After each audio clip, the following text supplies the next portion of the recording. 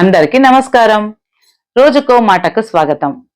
ఈ రోజు నా అనుభవం మాట ఏంటంటే, ఈ మధ్యలో నేను పల్లెటూరుకి వెళ్ళాను. అక్కడ బస్సులో వెళ్తుంటే 5-6 స్టాప్ అయినాక మా ఊరు వచ్చేది. ఫస్ట్ 2 ఊర్లు రాగానే బస్సు స్టాప్ చేశారు. జనాలు ఎక్కారు, మరి ముందుకెళ్లారు. అంటే ఒక్క ఊర్లో మినిమం 5-6 స్టాపులు బస్సు స్టాప్ అవుతుండే. చిక్క పల్లెటూరు అయినా ప్రతి చోట ఆపిస్తున్నారు కదా అని నేను అనుకున్నాను. ఇంకా 2 ఊర్లు అయిపోగానే 3వ ఊర్లో కూడా సేమ్ వాళ్ళు అలాగే చేశారు.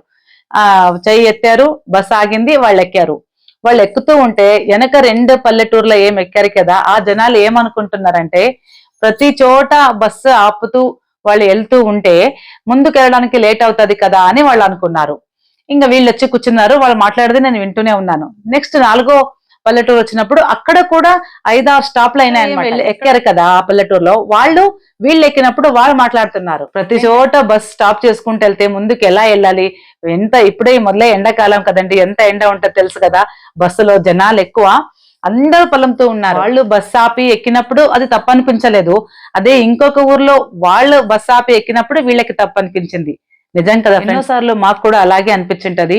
వాళ్ళు చేస్తే తప్పు కాదు, అదే మేం చేస్తే తప్పని. మీలో కూడా ఎవరికైనా అలా అనిపించింటే కమెంట్ లో తెలియజేయండి. మరో మాటతో కలుసుకుంటాను. అంతవరకు నమస్కారం.